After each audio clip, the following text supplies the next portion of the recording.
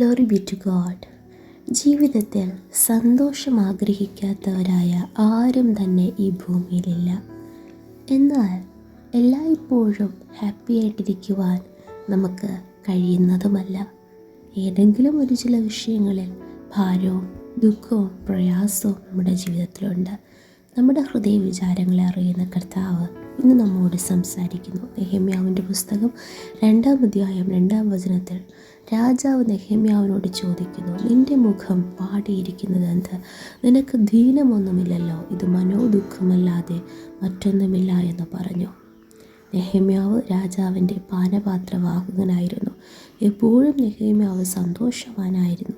എന്നാൽ ആ ദിവസം നെഹെമ്യാവിൻ്റെ മുഖം വാടിയിരിക്കുന്നത് കണ്ട് രാജാവിന് എന്തോ പന്തികേട് തോന്നി.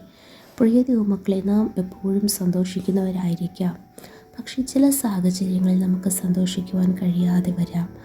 ഇവിടെ രാജാവ് എടുത്തു പറയുന്നത്, നിനക്ക് ദീനമൊന്നുമില്ലല്ലോ, ഇത് മനോദുഃഖമാണ്. അതെ, ഹൃദയത്തിലെ ചില ദുഃഖങ്ങൾ, ഭാരങ്ങൾ, അത് ശരീരത്തിലും വേദനകളായി, പ്രയാസങ്ങളായി സ്തോത്രം പുറത്തു വരുവാനിടയായിത്തീരും. എന്നാൽ യഥാർത്ഥം പറഞ്ഞാൽ അത് ഹൃദയത്തിൻ്റെ ആഴത്തിൽ മറഞ്ഞു കിടക്കുന്ന ദുഃഖങ്ങളാണ്. ചില ആഴമായ വേദനകൾ നമ്മുടെ ശരീരത്തെയും മനസ്സിനെയും ആരോഗ്യത്തെയും ഒക്കെ ഒരുപോലെ ബാധിച്ചു കൊണ്ടിരിക്കും. എന്നാൽ ഇവിടെ നെഹെമ്യാവിൻ്റെ അവസ്ഥ എന്താണ്? അടുത്ത വചനത്തിൽ അദ്ദേഹം പറയുന്നു, യെരൂശലേമിൻ്റെ മതിലിടിഞ്ഞും അതൊക്കെ തീ വെച്ച് ചുട്ടും കിടക്കുന്നത് കാണുമ്പോൾ എൻ്റെ മുഖം വാടാതിരിക്കുന്നത് എങ്ങനെ?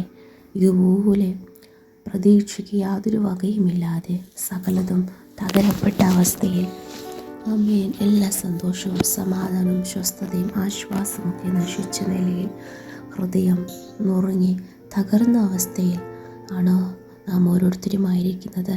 അല്ലെങ്കിൽ ചില വാക്കുകളാൽ, ചില പ്രവൃത്തികളാൽ നമ്മുടെ ഹൃദയം മുറിവേറ്റ് തകർക്കപ്പെട്ടിരിക്കുകയാണോ? ഭാരപ്പെടേണ്ട. എത്ര പ്രത്യാശയ്ക്ക് വകയില്ല എന്ന് പറയുന്ന സാഹചര്യങ്ങളിലും നമ്മുടെ അവസ്ഥകളെ, സ്തുതികളെ അറിയുന്ന കർത്താവ് നമുക്ക് വേണ്ടി പ്രവർത്തിക്കും. ഇവിടെ രാജാവ് ഉടനെ കൽപ്പന പുറപ്പെടുവിച്ചു. നെഹെമ്യാവിന് ആവശ്യമായതൊക്കെ നൽകുവാൻ രാജാവ് കൽപ്പിച്ചു. പ്രിയ ദൈവമക്കളെ, നമ്മുടെ അവസ്ഥകൾക്ക്, സ്ഥിതികൾക്ക് മാറ്റം വരുത്തുവാൻ ദൈവത്തിന് അധികം താമസമില്ല. നാളുകളായി ചില വാതിലുകൾ തുറക്കപ്പെടുവാൻ, അവസ്ഥകൾ മാറുവാൻ നാം കാത്തിരിക്കുന്നവരായിരിക്കാം. എന്ന്, എപ്പോൾ, എങ്ങനെ എന്ന ചോദ്യങ്ങളോടെ നാം ആയിരിക്കാം. ദൈവസന്നിധിയിൽ നമ്മുടെ കാര്യങ്ങൾ ഏൽപ്പിച്ചു കൊടുക്കാം. തക്ക സമയത്ത് കർത്താവ് നമുക്ക് വേണ്ടി പ്രവർത്തിക്കുക തന്നെ ചെയ്യും. അങ്ങനെ നെഹെമ്യാവ് അവിടെ ചെന്ന് കഴിയുമ്പോഴോ 2-3 പ്രതിയോഗികൾ തനിക്ക് വിരോധമായി നിൽക്കുന്നു. എന്നാൽ നെഹെമ്യാവ് എവിടെ ചെന്നാലും ന്യായപ്രമാണം അനുസരിച്ച്, ദൈവകൽപ്പന അനുസരിച്ച് ദൈവത്തിന് പ്രസാദമുള്ളൊരു ജീവിതം ചെയ്യുന്ന വ്യക്തിയായിരുന്നു. ആയതിനാൽ കർത്താവ് നെഹെമ്യാവിന് ജയം നൽകി. എത്ര പ്രതിയോഗികൾ ഉയർന്നിട്ടും ദൈവത്തിൻ്റെ പ്രവൃത്തി തന്നിലൂടെ സാധ്യമായി 52 ദിവസം കൊണ്ട് ആ മതിലൊക്കെ പുതുതായിട്ട് പണിയപ്പെടുവാൻ ദൈവം ഇടയാക്കി തീർത്തു. തൻ്റെ കരങ്ങളെ ബലപ്പെടുത്തി. പ്രിയ ദൈവമക്കളെ, മാനുഷികമായി പുറമേ നമുക്ക് നോക്കുമ്പോൾ എവിടെയും സന്തോഷിക്കുവാൻ യാതൊരു വകയില്ല എങ്കിലും ദൈവത്തിൻ്റെ ന്യായപ്രമാണ പുസ്തകം വായിച്ച ദൈവത്തിൽ നമുക്ക് സന്തോഷിക്കാം. ആത്മീയ കാര്യങ്ങളിൽ എരിവുള്ളവരായി, ഉത്സാഹത്തിൽ മടുപ്പില്ലാതെ, തീക്ഷ്ണതയോടെ കർത്താവിന് വേണ്ടി നമുക്ക് പ്രയോജനപ്പെടാം. ചില സാഹചര്യങ്ങളിൽ നാം ഒറ്റപ്പെട്ടു എന്ന് വരാം. സഹായിപ്പാനോ സ്തോത്രം താങ്ങുവാനോ ആരുമില്ലെന്ന സാഹചര്യം വരാം. പക്ഷേ ഏത് കൂരിരുൾ താഴ്വരയിലും നമ്മുടെ കർത്താവിൻ്റെ സാന്നിധ്യം നമ്മോട് കൂടെ ഉള്ളത് കൊണ്ട് നെഹെമ്യാവിനെ പോലെ നമുക്ക് വിളിച്ചു പറയാം, സ്വർഗത്തിലെ ദൈവം നമുക്ക് കാര്യം സാധിപ്പിക്കും. അതേ, ദൈവിക കാര്യങ്ങളിൽ പോലും നാം ക്ഷീണിച്ചു പോകരുത്. കാരണം ഈ ഭൂമിയിൽ നാം എങ്ങു പോയാലും നമുക്ക് സന്തോഷവും കണ്ടെത്തുവാൻ കഴിയത്തില്ല. എത്ര നാം തേടി അലഞ്ഞാലും, ഏത് സന്തോഷം നാം പ്രാപിച്ചാലും അത് താൽക്കാലികമായിരിക്കും. ഹല്ലേലൂയ, ആമേൻ. എന്നാൽ നിത്യമായ സന്തോഷം, നിത്യമായ സമാധാനം, സ്തോത്ര, ഹൃദയത്തിലെ മനോദുഃഖങ്ങളെ, ഭാരങ്ങളെ മാറ്റുവാൻ ഹൃദയങ്ങളെ അറിയുന്ന ദൈവത്തിന് മാത്രമേ കഴിയത്തുള്ളൂ. ആ കർത്താവിൻ്റെ കരങ്ങളിൽ നമ്മുടെ ഹൃദയത്തെ പൂർണ്ണമായി ഏൽപ്പിച്ചു കൊടുക്കാം.